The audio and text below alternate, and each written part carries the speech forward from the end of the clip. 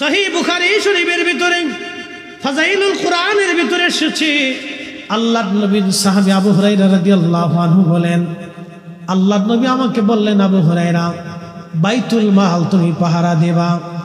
আবু হুরায়রা বললেন, আমি বাইতুল মাল পাহারা দেওয়ার জন্য রাত্রিবেলা বসে আছি, এমন সময় দেখি বাইতুল মালে একটা চোর আসছে। এই যে আপনারা আমরা যারা হাজি হজ করতে যাব, মাস্টার সাহেব জানে হজের সময় মক্কায়ও চুরি হয়। মাকালের ফল দেখতে ভালো, উপরে লাল ভিতরে কালো, ঠিক কিনা? মাকালের ফল দেখতে ভালো, উপরে লাল ভিতরে কালো। সারা জীবন এমনি গেল দয়াল, খাইতে আমরা পারলাম না। যার ভিতরে নাই রসুলের প্রেম, তার সাথে ভাব কইর না। কথা বলেন, যার ভিতরে নাই কোরআনের প্রেম, তার সাথে ভাব কইর না। মাকালের ফলের অভাব নাই, নামে মুসলমান কাজে নাই। কি কথা কর না কেন, ঠিক কিনা? মসজিদে এখনো জুতা চুরি হয়, কারা করে? অথচ আমরা মুসলিম মুসলিম মুসলিম মুসলিম, যারা জীবন দিয়েছে মিথ্যা বলে নাই। মুসলিম যারা কুফফারদের সামনে হাসতে হাসতে জীবন দিয়েছে, কাফেরের কাছে মাথা নত করে নাই। আমরা মুসলিম, ফিলিস্তিনের মুসলমানেরা হাসতে হাসতে জীবন দিয়ে দেয়, ইসরায়েলের কাছে মাথা নত করে নাই। কথা বলেন ঠিক কিনা? প্রিয় মুসলমান আমার, খুব মনোযোগ দিয়ে, 30 থেকে 40 হাজার মুসলমান ফিলিস্তিনে আজ শহীদ হয়ে গেছে। ও যুবকরা, মা বোনেরা শুনে যান, ফিলিস্তিনের নারীদের দিকে আপনি তাকান। মা বোনেরা, ফিলিস্তিনের নারীর দিকে আপনি তাকান। মা সন্তান মরে গেছে কোলের মধ্যে, ছিন্ন বিচ্ছিন্ন সন্তানের লাশ, কিন্তু মা হেজাব ছেড়ে দেয় নাই। ভাইয়ের লাশ সামনে নিয়ে বসে আছে, বোন হেজাব ছাড়ে নাই। বাবার লাশ সামনে নিয়ে ছিন্ন ভিন্ন লাশ, রক্ত মাখা হাত নাই, পা নাই, চোখ নাই, লাশ। সন্তান মেয়ে বসে আছে, কিন্তু বোরকা ছাড়ে নাই। স্বামীর লাশ স্ত্রীর সামনে নিয়ে বসে আছে, বোরকা ছাড়ে নাই। নারী, ফিলিস্তিন থেকে তুমি শিক্ষা নাও, ফিলিস্তিনের নারী থেকে তুমি শিক্ষা নাও। পর্দা কি করে করতে হয়? ওরা জীবন দেয় বোরকা ছাড়ে না, ওরা জীবন দেয় বোরকা ছাড়ে না, ওরা জীবন দেয় হেজাব ছাড়ে না। আর আমার দেশের নারীরা সুখের মধ্যে তারা হেজাব পরে না। কি কথা কন না কেন? রাস্তায় যদি দেখবেন চটপটি হাউস, ফুচকা হাউস, জায়গায় জায়গায় রেস্টুরেন্ট হয়েছে, আমি মনে করছি রেস্টুরেন্ট না, এগুলো বেহাপনার নিবৃত জায়গা। কালকে নরসিংদী চরে গেলাম, যে চরে রাস্তা ছিল না, সরকার রাস্তা করে দিয়েছে। ব্রিজ পার হয়ে যাওয়ার পরে চর এলাকা, দুই পাশ দিয়ে বিরাট বড় বড় রেস্টুরেন্ট পার্ক হয়ে গেছে। মুসল্লিরা বলল, হুজুর প্রত্যেক দিন বিকেল বেলা হাজার হাজার নারী পুরুষ, যুবক আর যুবতী, বুড়া মানুষ তো আর যায় না, একশের যুবক আর যুবতী, ফুচকা হাউস, রেস্টুরেন্ট, এটা সেটা। আহা, কি বলবো, মনে হয় এটা ইউরোপের মতো হয়ে গেছে। নারীরা ঘর থেকে বের হইয়া পুরুষের সাথে রেস্টুরেন্টে যায়, যারা গল্প করে খাবার খায়, ও নারী জাতির কলঙ্ক। ওই নারীর ভিতর থেকে আগামীর মুসলমান, ভালো কোনো মুসলমান আশা করা যায় না। কথা কন না কেন? ও নারীর থেকে আগামী দিনে ভালো কোনো মুসলমান আশা করা। এই জন্য ফিলিস্তিনের নারীর সন্তান হওয়ার পরে যুদ্ধ করে মরে যায়, কিন্তু মিথ্যার কাছে মাথা নত করে না। ছোট্ট বাচ্চাকে জিজ্ঞেস করেন, কেমন আছো? বলে আলহামদুলিল্লাহ। কি অবস্থায় আছো? বলে হাসবুনাল্লাহু নি'মাল ওয়াকিল, নি'মাল মাওলা ওয়া নি'মাল নাসীর। আহা, জবাব শুনলে প্রত্যেকটা শরীরের লোম খাড়াই যায়। বলে কি বাচ্চা, কত দেবী মা মিসমার করে দিয়েছে বোমা মেরে মেরে। প্রত্যেকটা বিল্ডিং এ 2-4টি করে বোমা মারছে। একটা আবাদি শহর আজকে অনাবাদি করে দেওয়া হয়েছে, মাইলের পর মাইল শুধু কালো আর কালো, বারুদ আর বারুদ। ধ্বংসস্তূপের মধ্য থেকেই তারা আল্লাহকে সিজদা দিচ্ছে। একটা বাচ্চাকে জিজ্ঞেস করা হলো, বলে ফ্যামিলির সবাই শহীদ হয়ে গেছে, শুধু আমি বেঁচে আছি। একটা বাবা মিষ্টি খাওয়াচ্ছে, মিষ্টি নাই তো চকলেট খাওয়াইছে সবাইকে। জিজ্ঞেস করা হলো, তুমি চকলেট খাওয়াচ্ছ কেন? বলে আমার ফ্যামিলি সব শহীদ হয়ে গেছে, আমার প্রত্যেকটা সন্তান শহীদ হয়ে গেছে, আমি খুশিতে মিষ্টি খাওয়াচ্ছি যে তারা জান্নাতে চলে গেছে, তারা জান্নাতে চলে গেছে, আমি খুশিতে মিষ্টি খাওয়াচ্ছি। পৃথিবীর সর্বশ্রেষ্ঠ জুলুম আজকে ফিলিস্তিনে হচ্ছে, পৃথিবীর নিকৃষ্ট জুলুম আজ ফিলিস্তিনের ভূখণ্ডে হচ্ছে। আপনি কল্পনা করতে পারবেন, আমরা যখন আমাদের বাচ্চাদেরকে আদর করি তখন ফিলিস্তিনের মায়েরা তার সন্তানদের মুখে খাবার দিতে পারে।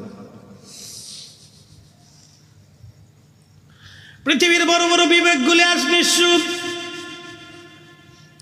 পৃথিবীর বড় বড় সেনাবাহিনীগুলি আজ নিঃসুপ, পৃথিবীর বড় বড় আমির উমরারা আজ নিঃসুপ। ওই জমিনে সাইয়েদুনা ইব্রাহিম আলাইহিস সালাম যিনি ঘুমিয়েছেন, তিনি সেই খোদার খলিল, যিনি পৃথিবীর সবচেয়ে নিকৃষ্ট কুফফার বাচ্চা নমরুদের সামনে দৃঢ় চিত্তে দাঁড়িয়েছিলেন, মাথা নত করেন নাই, তাওহীদ রুবুবিয়তের দিকে তাকায়া আল্লাহর একত্ববাদের ঘোষণা তিনি দিয়েছিলেন। তিনি আমাদের মিল্লাতের বাবা ইব্রাহিম, সাইয়েদুনা ইব্রাহিম আলাইহিস সালাম ওই জমিনে ঘুমানো, ওই জমিনে ঘুমিয়ে আছেন।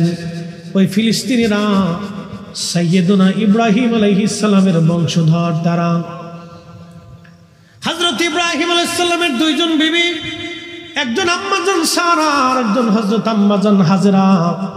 আম্মাজান হাজেরার বংশধর বর্তমানে মক্কায়, আর আম্মাজান সারার বংশধর বর্তমান ফিলিস্তিন।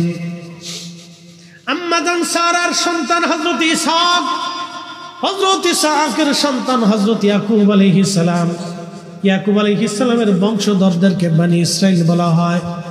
বর্তমানে যারা ইসরাইল তারা কিন্তু অরিজিনাল বনি ইসরাইল না, আল্লাহ সাইয়েদুনা ইব্রাহিম আলাইহিস সালামের বংশধর, তারা বর্তমান ফিলিস্তিনিরা।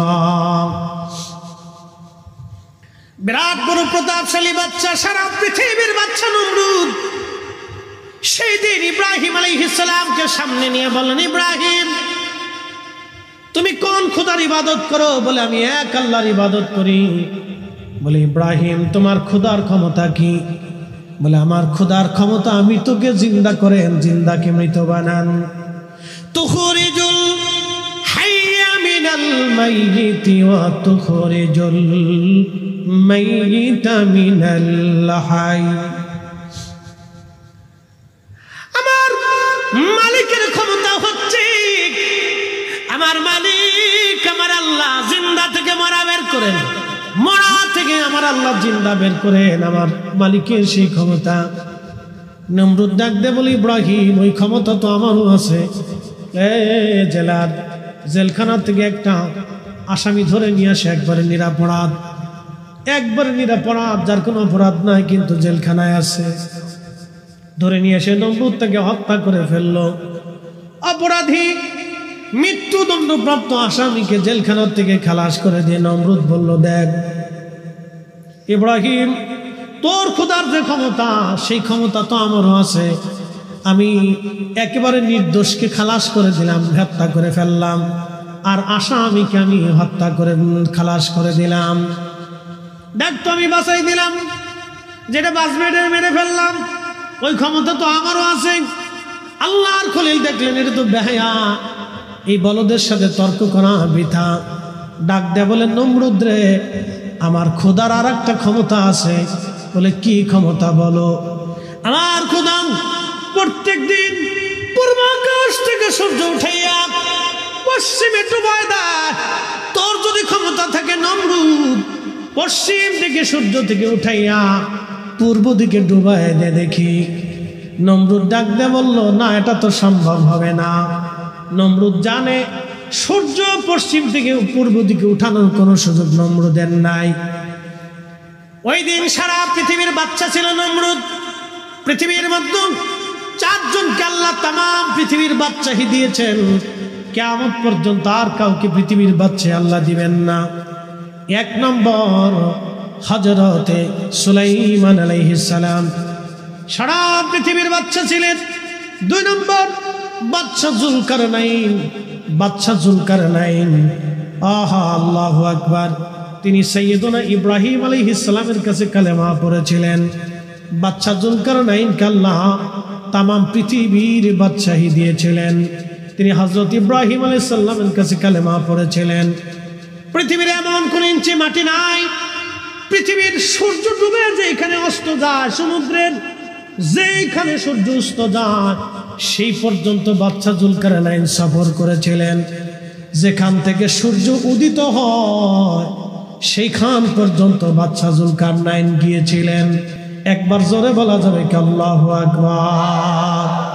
যেখান থেকে সূর্য উদিত হয় জুলকারনাইন সেই পর্যন্ত সফর করেছিলেন। এর সীমানা জাপান, এরপরে উত্তর কোরিয়ার কোনাকুনি দিয়ে রাশিয়ার একটা ভূখণ্ড, যেখানে এখন আর যাওয়া সম্ভব না। এটা খুব দুর্গম এলাকা। এর পাশে জনপদ ছিল। এই জনপদে একটা জাতিকে তিনি পেয়েছিলেন। সে জাতির নাম ইয়াজুজ আর মাজুজ। নূহ আলাইহিস সালামের 4টে বেটা ছিল, 4টে সন্তান। একটা সন্তানের নাম হাম, সাম, ইয়াফেস এবং কেনান। আবার বলি হাম, সাম, ইয়াফেস এবং কেনান। এই হাম এবং সাম, কেনান কাফের হয়ে মারা গেল, মহাপ্লাবনে ডুবে মারা গেল। আর একটা সন্তানের নাম ইয়াফেস। এই ইয়াফেসের বংশধর হলো ইয়াজুজ মাজুজ। ইয়াজুজ মাজুজের দৈর্ঘ্য হবে 120 গজ, বড় বড় লম্বা, খুব বড় বড় জোয়ান মধ্য হবে, খুব বিভৎস হবে তারা। তাদের চুল দাড়িগুলি থাকবে লাল আর কালো। আমাদের চুল দাড়ি লাল আর সাদা। আর ইয়াজুজ মাজুজের চুল দাড়ি থাকবে লাল আর কালো। তাদের চেহারা হবে বিভৎস, সুঠাম দেহের, বিরাট বড় শক্তিশালী। তারা পৃথিবীতে যখন আসবে, ঈসা আলাইহিস সালাতু ওয়াস সালাম যখন দুনিয়াতে আসবেন, পৃথিবীর কিয়ামতের আগে দুনিয়াতে আসবেন, ভূমধ্য সাগর, আরব সাগর থেকে শুরু করে পৃথিবীর বড় বড় সাগরের পানিগুলি তারা খেয়ে শেষ করে ফেলে দিবে। এত পরিমাণে তারা হবে, এত শক্তিশালী তারা হবে, পৃথিবীর মানুষ মেরে মেরে একবারে মিসমার করে দিবে। সেই দিন শুধু পাক্কা ইমানদার ছাড়া আর কেউ বাঁচবে না। একসাথে বলবেন আল্লাহু আকবার। না না, আরো জোরে বলেন আল্লাহু আকবার। মক্কা মদিনায় তারা ঢোকার সুযোগ পাবে না। আরো জোরে বলবেন আল্লাহু আকবার। দাজ্জাল মক্কা মদিনায় ঢুকতে পারবে না। সেই দিন পাক্কা ইমানদার ছাড়া আর কেউ বাঁচতে পারবে না। সেই ইয়াজুজ মাজুজ পৃথিবীতে আসতো, মাঝে মধ্যে আক্রমণ করতো, মানুষ মেরে ফেলতো। লোকেরা বলল, বাদশা জুলকারনাইন, আপনি দয়া করে আমাদের জন্য ওই মানুষগুলি থেকে বাঁচান যারা বিভৎস এবং খুবই জালিম, যারা জুলুম করে, অন্যায় করে। এই জন্য পৃথিবীতে যারা জুলুম করে, অন্যায় করে, তারা ইয়াজুজ মাজুজের বংশধর। তাদের রক্তের মধ্যে ইয়াজুজ মাজুজের রক্ত আছে। এরা নিকৃষ্ট। আল্লাহ জুলুম বাসকে পছন্দ করে না। জুলুম অবশ্যই ধ্বংস হয়ে যাবে, ন্যায় পৃথিবীতে প্রতিষ্ঠিত হবে। কথা বলেন ঠিক কিনা? ফিলিস্তিন আবার বিজয় হবে। কথা বলেন ঠিক কিনা? ইসরায়েলের পণ্য কোকা কোলা, পেপসি, এই ফান্টা, তারপরে আরো কিছু কিছু প্রোডাক্ট আছে, তারপরে Nestle company, Nestle coffee toffee খান, এই ইসরায়েলের পণ্য, এগুলি খাবেন না, কিনবেন না, এগুলি বয়কট করবে। পেপসি, কোকা কোলা, নেসলে কোম্পানির পণ্যগুলি, এই যে যারা জানেন না এখন জানতেছেন, এগুলি কিনবেন না, এটি ইসরায়েলের প্রোডাক্ট। আপনি 1 টাকা দিয়ে যদি কিনেন তাহলে বুঝলেন আপনি ফিলিস্তিনের ভাইয়ের বুকে গুলি করছেন, আপনি জুলুমে সাহায্য করছেন। হ্যাঁ, কি কথা কন না কেন? জোরে বলেন। কষ্ট হচ্ছে আপনাদের? তাহলে একসাথে জোরে বলেন আল্লাহু আকবার। আমাদেরকে ন্যায়ের পথে থাকতে হবে। কথা বলেন ঠিক কিনা? হকের পথে থাকতে হবে। আল্লাহ কবুল করুক বলে না আমি। বন্ধু আমার, বাদশা জুলকারনাইন বললেন, ঠিক আছে, আমি প্রাচীর নির্মাণ করে দিব। সেই দিন তিনি যে পাহাড়ের দুই পাহাড়ের মাঝখান দিয়ে বিরাট এক গিরিপথ ছিল, এই গিরিপথ দিয়ে তারা আসতো। ওই পাহাড় বন্ধ করার জন্য ইয়াজুজ মাজুজের গিরিপথ বাদশা জুলকারনাইন তিনি লোহা গরম করলেন এবং সীসা গরম করলেন। লোহা এবং সীসা এবং তামা গরম করে এটাকে নরম করে বিরাট বড় গর্ত খনন করে বিরাট বড় পাহাড় উঁচু সমান এই লোহা এবং তামা দিয়ে সীসা দিয়ে এমন শক্তিশালী একটা প্রাচীর ওই সময় নির্মাণ করে দিলেন। আর বলে দিলেন ইনশাআল্লাহ তারা বের হতে পারবে না। কিন্তু ইয়াজুজ মাজুজ প্রত্যেক দিন ওই প্রাচীরটা ভাঙার জন্য চেষ্টা করে। তারা মানব জাতির একটা অংশ, কিন্তু খুবই শক্তিশালী। ওই প্রাচীরটা ভেঙে ফেলে দেওয়ার জন্য চেষ্টা করে। সন্ধ্যা থেকে এই সকাল থেকে সন্ধ্যা পর্যন্ত তারা চেষ্টা করে এটা ভাঙার জন্য। সন্ধ্যা যখন লাগে তখন একেবারে শেষ প্রান্তে তারা চলে আসে। ওদের যিনি রাজা আছে, এই রাজা সর্দার, সে বলে যে চলো সন্ধ্যা লেগে গেছে, আগামীকাল আবার আমরা খুঁজবো, এই প্রাচীর ভেঙে আমরা পৃথিবীতে আক্রমণ করব। কিন্তু সকালবেলা এসে তারা দেখে পুনরায় সেই প্রাচীর আবার নির্মাণ হয়ে যায়। আল্লাহর নবী বললেন কিয়ামতের আগে ঈসা রূহুল্লাহ আলাইহিস সালাম যখন দুনিয়াতে আসবেন তখন ইয়াজুজ মাজুজ দুনিয়াতে আসার আর সময় আসবে।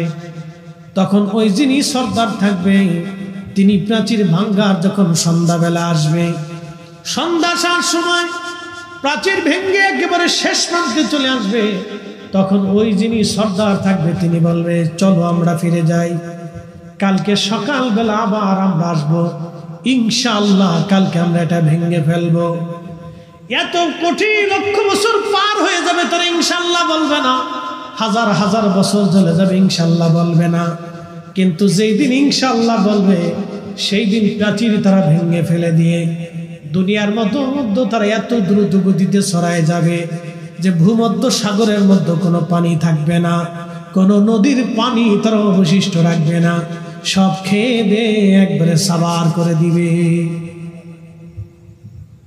মানুষ মেরে মেরে সাফ করে ফেলবে, পৃথিবীতে বিভৎস লেগে যাবে, ইমানদার ছাড়া কেউ বাঁচতে পারবে না। সমস্ত মানুষেরা হযরতে ঈসা রূহুল্লাহ আলাইহিস সালামের কাছে যাবে, ওগো আল্লাহর নবী আপনি তো এই নবীর উম্মত হয়ে আসছেন, আপনার দোয়ার বরকত আছে, ইয়াজুজ মাজুজের অত্যাচারে আমরা ধ্বংস হয়ে যাচ্ছি, পৃথিবী নিশ্চিহ্ন হয়ে যাচ্ছে, আপনি ওদের জন্য বদদুয়া করে দেন।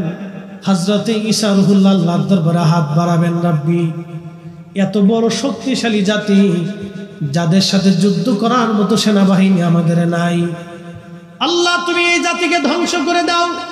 দেখবেন ইসরায়েল একদিন ধ্বংস হবে, আল্লাহর দরবারে এমন একজন হাত বাড়ায় কেঁদে ফেলবে যার হাত আমার আল্লাহ আসমান থেকে ফিরাবে না। কি কথা বলেন ঠিক না বেঠে? মনোযোগ দেন, তখনই আল্লাহর দরবারে হাত দোয়া কবুল হয়ে যাবে। ওদের ঘাড়ের উপরে এক ধরনের পোকা সৃষ্টি হবে, পোকা পোকা পোকা সৃষ্টি হবে ঘাড়ের উপরে। আমাদের ঘাড়ের এখানে দেখবেন একটা উঁচু জায়গা আছে, হাড্ডির মতো একটা জায়গা থাকে, এই জায়গাটা ওদের পোকার সৃষ্টি হবে। এই পোকা সৃষ্টি হয়ে যাওয়ার পরে কোটি কোটি কোটি বিলিয়ন কোটি কোটি ইয়াজুজ মাজুজ মারা যাবে, রাতারাতি পোকায় তারা মারা যাবে, সারা পৃথিবী গন্ধে ছড়ায় যাবে, এত পরিমাণে গন্ধ হবে, ওই গন্ধে মানুষ টিকতে পারবে না।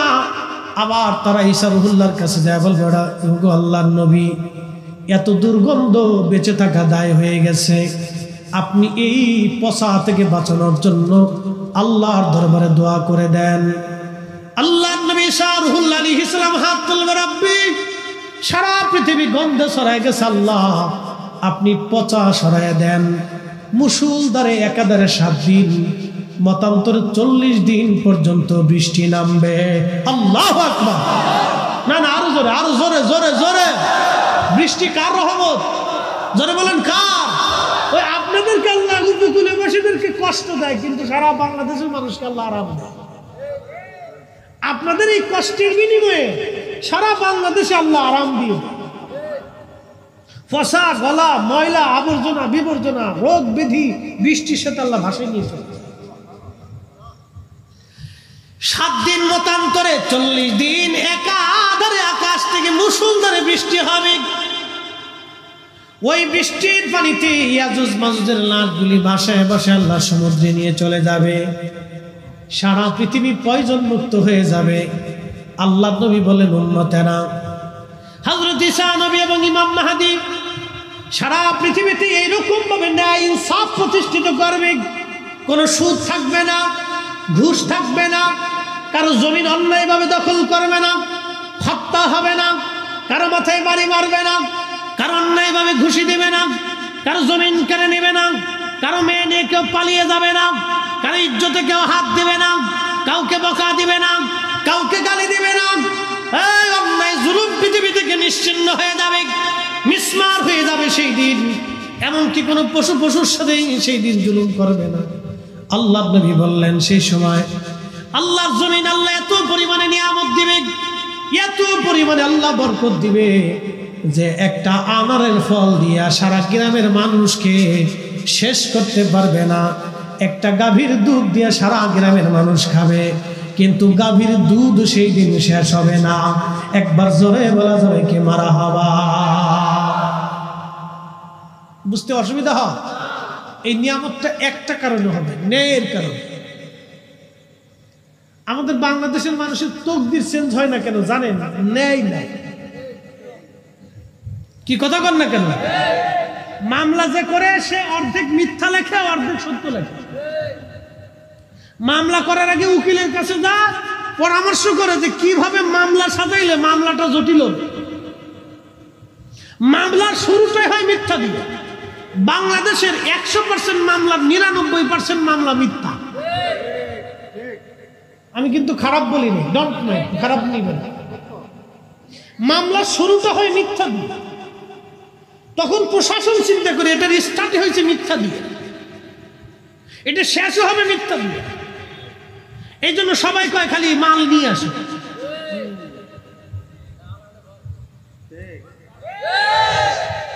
এই জন্য বৃষ্টি হয়, নিয়ামত বাড়ে না। ফসল হয়, ফসল বাড়ে না। গাভী আছে, দুধ হয় না। দুধ খান, শক্তি হয় না। ফল খান, বরকত হয় না। খাবার খান, কিন্তু বরকত হয় না। কারণটা কি? শুধু অন্যায়ের কারণ। এত পরিমাণে হয়েছে, সাক্ষ্য দিতে যায় যে সেও মিথ্যা বলে দেয়। নামাজ পড়ে মিথ্যা সাক্ষ্য দিচ্ছে। কি কথা বলা আছে না? নামাজ পড়ে মসজিদ থেকে বের হয়ে যায়, সমাজে কি লিখবে? এই সমস্ত অন্যায়ের কারণে আমাদের জন্য আল্লাহ রহমত কমে যাচ্ছে। আপনি আমেরিকার দিকে তাকান, অ্যাটেনশন, মনে কিছু নিয়েন না। আমেরিকার যেই মেয়েরা হাফ প্যান্ট পরে চলে, সেই মেয়েরা ইসরায়েলের বিরুদ্ধে, ফিলিস্তিনের জন্য তারা মাঠে নেমে পুলিশের সাথে মারামারি করতেছে। আপনি দেখেন ইউনিভার্সিটির ছেলেরা, মেয়েরা।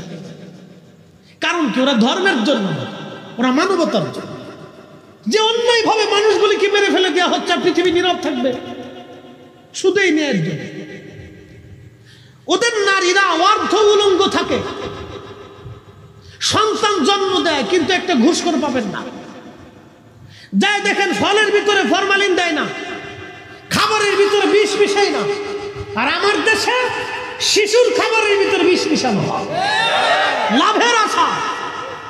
প্রশাসনের উচিত এইগুলিকে গুলিস্তানের মোড়ে, আনাহে যাত্রাবাড়ির মোড়ে মিডিয়ায় নিয়ে ওর কাবুর উষা করিয়ে একবারে কায়দা মতো বেদ দিয়ে পিটিয়ে সামলা উঠে ফেলাই দেওয়া। আমার সন্তান, আমার বাচ্চার ক্যান্সার হচ্ছে, ছোট্ট বলে একটা বাচ্চা হার্ট স্ট্রোক করতেছে, ব্লাড ক্যান্সারে রূপান্তরিত হচ্ছে, ওর ফ্যাপসা কলজে নষ্ট হয়ে যাইতেছে। কারণটা কি? এই সমস্ত ভেজাল খাবারের জন্য। অতি লোভে, বিরাট লাভের জন্য এই মানুষগুলি খাবারের ভিতর বিষ মিশিয়ে দিতেছে। মানুষই করতেছে বাবাজি, এরা মানুষই করে। আহা, আমি নবী না মানিলাম, কি যে ভুল করিলাম, ভস্মে ঢালিলাম ঘি। মানুষ হইয়া ভবেতে আসিয়া মানুষের করিলাম কি, মানুষ হইয়া ভবেতে আসিয়া মানুষের করিলাম কি। মানুষ মানুষকে হত্যা করে। একটা ছোট্ট শিশু মেয়ে মানুষ থেকে নিরাপত্তা। এই আপনার মেয়েটাকে 6 বছরের মেয়েটাকে রাস্তায় ছেড়ে দিয়ে রাতে ঘুমাতে পারবে? কিসের ভয়? শিয়ালে নিবে না, কুত্তায় নিবে না, ওরা মানুষই নিয়ে। তার মানে অর্থ হচ্ছে আমরা পশু পাখি শিয়াল কুত্তার চাইতে নিকৃষ্ট হয়ে গেছি। আমরা মানুষ নামের মানুষ কলঙ্ক হয়েছি, মানুষ নামের মানুষ হতে পারি নাই। কথা বলেন ঠিক না?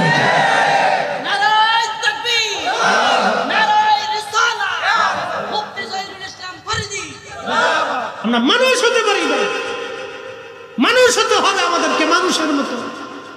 আল্লাহ নবীর তরিকায় মানুষ হতে হবে আমাদেরকে। সাহাবীদের জামানাতে, সাহাবায়ে কেরামের জামানাতে যে মানুষেরা দিনে দুপুরে মানুষ জবাই করত, আল্লাহ রাসূলের দর্শে বসে জীবন পরিবর্তন হয়ে গেল। এত পরিবর্তন হলো, আহা, নিজেরা ক্ষুধার্ত থেকে গরিবদেরকে খাবার দিতেন। সাহাবীদের জীবনে এত পরিবর্তন হয়ে গেল, পৃথিবীর সর্বশ্রেষ্ঠ মানুষের রূপান্তরিত হল। নবী বলে গেলেন, আসহাবী কান্নুজুম, আমার সাহাবীরা আকাশের নক্ষত্রের মতো। একসাথে বলা যাবে না আল্লাহু আকবার? পৃথিবীর শ্রেষ্ঠ মানুষের রূপান্তরিত হল। কারণ কি? রাসূলের দর্শে বসে মানুষের মতো মানুষ হয়ে গেছে। প্রিয় সাক্ষীরা, মুসলমান, বলছিলাম কথাগুলি অনেক আমাদের বুঝে যাওয়া দরকার, আমাদের শিখে যাওয়া দরকার। খুবই মনোযোগ দিয়ে কথাগুলি আর শুনে যাবেন। মানুষ 4 কারণে মানুষ মানুষকে ভালোবেসে থাকে, মনে রাখবেন সারা জীবন। 4 কারণে মানুষ মানুষকে ভালোবাসে। 1 নম্বর জামালিয়াত, 2 নম্বর কামালিয়াত, 3 নম্বর কারাবাত, 4 নম্বর এহসান। জামালিয়াত, কামালিয়াত, কারাবাত, এহসান। জামালিয়াত মানে সৌন্দর্য। মানুষ যদি সুন্দর হয় দেখবেন তারে খুব মহব্বত করে। হযরত মোল্লা আলী কারি মাক্কি বলেন, রাসূলের জামালিয়াত এত সুন্দর ছিল। হালিমাতুস সাদিয়া রাদিয়াল্লাহু আনহা সুদূর তায়েফ থেকে মক্কায় আসছে বাচ্চা নেওয়ার জন্য, ধাত্রী মা হওয়ার জন্য তিনি আসছেন। হযরত হালিমাতুস সাদিয়া বলেন, দুনিয়ার মানুষ, আমি মক্কায় আসলাম, সারা মক্কা খুঁজে খুঁজে দেখি একানো ঘরের মধ্যে কোনো বাচ্চা নাই। ধনীরা সব আগে বাচ্চাদেরকে নিয়ে চলে গেছে। আমার উট ছিল দুর্বল, গাধা ছিল দুর্বল, আমি সবার পিছনে চলে আসলাম। সবাই যখন বাচ্চা কাচ্চা নিয়ে ফিরে যায়, তখন আমি মক্কায় ঢুকতে লাগলাম। স্বামী আমাকে বলল, হালিমা, একেবারে শূন্য চলে যাব, কিছু তো নিয়ে যাওয়ার দরকার। বলে, বাচ্চা তো একটা বাচ্চা আছে, তার নাম মুহাম্মদ, বাবার নাম আব্দুল্লাহ, মায়ের নাম আমেনা। বাবা মৃত, সন্তানটা এতিম, দাদার ঘরে থাকে। কে তার ভরণ পোষণ দিবে? কে তার পয়সা দিবে? আমরাও তো নিজেরাও গরিব, এতিম বাচ্চা নিয়ে আমি কি করব? হালিমার স্বামী সেই দিন ডেকে বলতেছে, হালিমা রে, বাচ্চাটা নেই বা না নেই, চলো না একটাবার বাচ্চাটা দেখে আসি কেমন। একবার জোরে বলা যাবে কি মারহাবা? ওরে এতিম বলে নিল না কেউ, নিলেন বিবি হালিমা। ঠিক কিনা? এতিম বলে সেদিন কেউ থেকে নেই নাই, কিন্তু হালিমা রাদিয়াল্লাহু আনহা নিলেন।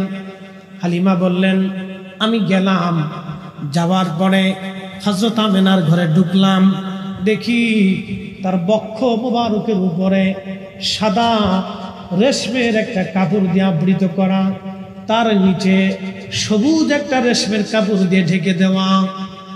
এত সুন্দর সুঘ্রাণ। আমি ঘরের মধ্যে ঢুকে দোলনার পাশে গেলাম, দোলনার মধ্যে শোয়ানো ছিল, নবী ঘুমিয়েছিলেন। মোল্লা আলী কারি মাক্কি আল মাউরিদের মধ্যে আরো 27টা কিতাবের হাওয়ালা দিয়েছেন। 27টা কিতাবের মধ্যে লিখেছেন এইভাবে। হালিমা বলেন আমি ভিতরে ঢুকলাম, ঢুকার পরে এত সুন্দর চেহারা কোন মা জন্ম দিতে পারে আমি হালিমা কোনদিন কল্পনা করি নাই। চিৎকার মেরে জোরে বলেন না মারহাবা। হযরত হালিমা বললেন এত সুন্দর ছিলেন নবীজি, এত সুন্দর, এত সুন্দর আমাদের নবী ছিলেন। কোন মা এত চমৎকার সুন্দর বাচ্চা জন্ম দিতে পারে আমি কল্পনা করি নাই। সৌন্দর্যটা দেখে আমি হালিমা পাগল হয়ে গেলাম।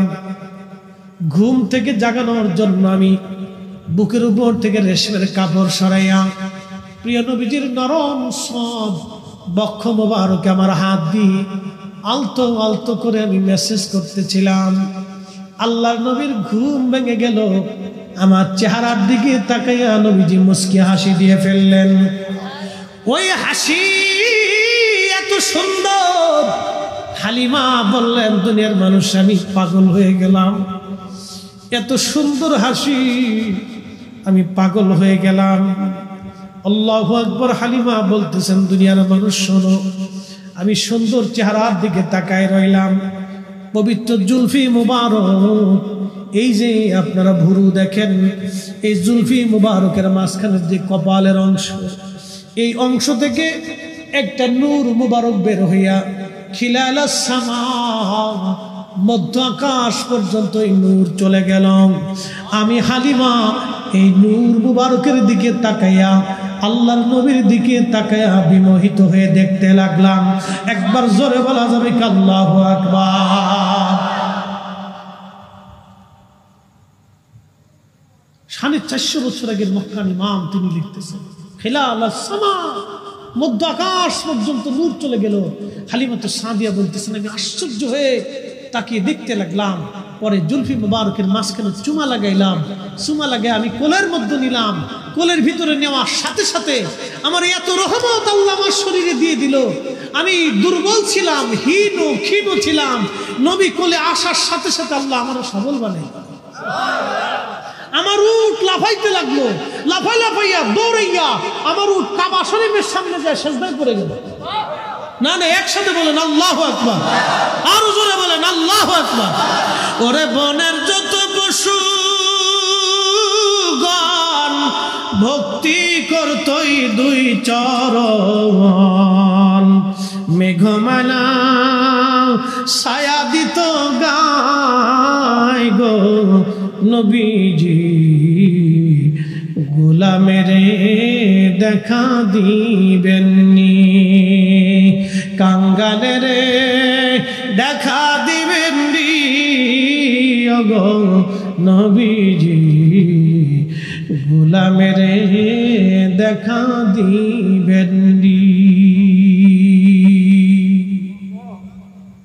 হযরত হালিমা বললেন উট দূরে যা কাবার সামনে সেজদার মধ্যে পড়ে গেল নবী পাইয়া।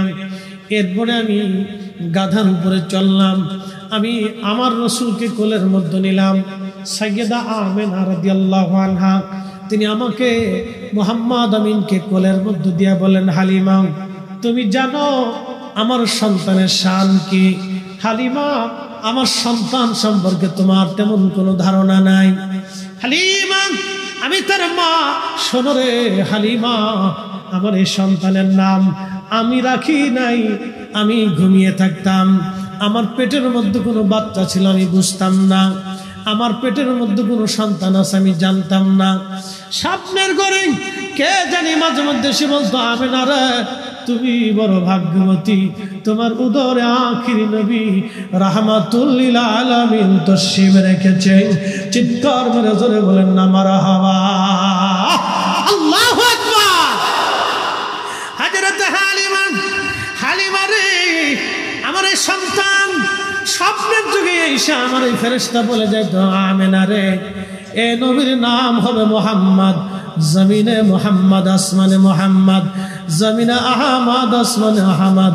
একবার জোরে বলা যাবে কি মারহাবা। আল্লাহুম্মা সাল্লি আলা সাইয়্যিদিনা মুহাম্মদ আলি সাইয়্যিদিনা মুহাম্মদ। কথা লম্বা বাড়াবো না, এটার নাম হলো জামালিয়াত। জামালিয়াত। 2 নম্বরটা হলো কামালিয়াত। ওই যে উট নবী চিনে ফেললেন, নবীর কামালিয়াত। আল্লাহু আকবার। কামালিয়াতের কারণে মানুষ মানুষকে ভালোবাসে। এই যে আপনারা হযরত আবু বকর সিদ্দিক ফুরফুরাবি রাহমাতুল্লাহ আলাইহি কেন ভালোবাসেন? উনি কামিল ছিলেন, আল্লাহর ওলি ছিলেন। গুনাহগার কাটিকে কেন ভালোবাসেন? নলতা শরীফের হুজুর কিবলাকে কেন ভালোবাসেন? শাহজালালকে কেন ভালোবাসেন? খানজাহান আলীকে কেন ভালোবাসেন? উনরা আল্লাহর পেয়ারা ছিল, উনরা কামালিয়াতের অধিকারী ছিল, বিদায় আমরা ওনাদেরকে ভালোবাসি। জামালিয়াত ও কামালিয়াত। 3 নম্বর হলো কারাবাত। কারাবাত মানে নৈকট্য। আপনি বন্ধুর সাথে যত কাছাকাছি থাকবেন, যত দেখা সাক্ষাৎ হবে, উঠা বসা হবে, চলাফেরা হবে, তত মহাব্বত বাড়তে থাকে, বাড়তে থাকে, বাড়তে থাকে। এটার নাম কারাবাত। এই জন্য সন্তানদেরকে সময় দিতে হয়, স্ত্রীকে সময় দিতে হয়, ফ্যামিলিকে সময় দিতে হয়, সমাজকে সময় দিতে হয়, মানুষদেরকে সময় দিতে হয়, বন্ধু বান্ধবদেরকে সময় দেওয়া লাগে। এটার নাম কারাবাত। 4 নম্বর এহসান। এহসান মানে দয়া, দয়া, দয়া। আমরা আজকে দয়া করা ভুলে গেছি। আল্লাহর নবী বললেন মাল্লাম ইয়ারহামিন নাস মাল্লাম ইয়ারহামিল্লাহ। যে মানুষকে দয়া করে না, আল্লাহ তাকে দয়া করে না। যে মানুষকে দয়া করে না, আল্লাহ তাকে দয়া করে না। আমরা নিজেরা খাই কিন্তু প্রতিবেশী গরিব থাকে, আমরা নিজেরা খাই কিন্তু প্রতিবেশী খায় না, আমরা নিজেরা ভালো মন্দ খাই কিন্তু প্রতিবেশীদেরকে দেই না। আপনার বাড়ি যদি গরুর গোশত রান্না হয়, প্রতিবেশীর বাড়ি যদি চাচা দাদা গরিব দরিদ্র থাকে, দাদি নানি যদি দরিদ্র থাকে, তাহলে তাকে ডেকে নিয়ে আসবেন, অথবা তার বাড়িতে আপনারা তরকারি খাবার পৌঁছায় দিয়ে আসবেন। আল্লাহর নবীর সারা জীবনের সুন্নাত ছিল এটা, উম্মত তোমরা তরকারির মধ্যে ঝোল বাড়ায় দাও, তরকারি বাড়াও, নিজেরা খাও, প্রতিবেশীদেরকে তোমরা খাওয়াও। আজকে এই সুন্নত আমরা ভুলে গেলাম, এই সুন্নতের কথা আজকে আমাদের মনে নাই। আমরা নিজেরা খাবো, প্রতিবেশীদেরকে খাওয়াবো, আমরা নিজেরা খাবো, আত্মীয় স্বজনদেরকে খাওয়াবো। আল্লাহ বললেন ইন্নাল্লাহা ইয়ামুরু বিল আদলি ওয়াল ইহসানি ওয়া ইতাই যিল কুরবা। তোমাদেরকে হুকুম করলাম পৃথিবীর মধ্যে তোমরা ন্যায় করবা, অন্যায় করবা না, আর ইহসান করবা, দয়া করবা, মায়া করবা, দয়া করবা, মায়া করবা। মানুষকে দয়া করবা, সৃষ্টিকে দয়া করবা, মাখলুককে দয়া করবা, মানুষকে দয়া করবা। যার অন্তরে দয়া নাই সে মানুষ হতে পারে না, যার অন্তরে ভালোবাসা নাই সে মানুষ হতে পারে না, যার অন্তরে মায়া নাই সে মানুষ হতে পারে না। আল্লাহ রাসূল আল্লাহর কোরআন বলতেছেন ওয়া ইতাইদিল কুরবা, নিকট আত্মীয় স্বজন যারা আছে দরিদ্র থাকলে দেখাশোনা করবা, খাবার দাবার দিবা, কাপড় চোপড় কিনে দিবা, খোঁজ খবর তাদের রাখবা, তাদের সঙ্গে সুন্দর সুসম্পর্ক রাখবা, তাদেরকে বাড়িতে দাওয়াত করবা, তোমরা তাদের বাড়ি খোঁজ খবর নিতে যাইবা। আত্মীয়তার সঙ্গে যারা সুসম্পর্ক রাখে, আল্লাহ রাসূল বলেন আমার আল্লাহ তার সঙ্গে সুসম্পর্ক রাখে। আর যে আত্মীয়তার সাথে সম্পর্ক নষ্ট করে, আল্লাহ রাসূল বলেন আল্লাহ তার সঙ্গে সম্পর্ক নষ্ট করে। অতএব এইগুলি আপনারা খেয়াল করে চলবেন। আল্লাহ আমাদের তৌফিক দান করুন, সকলে বলেন আমিন।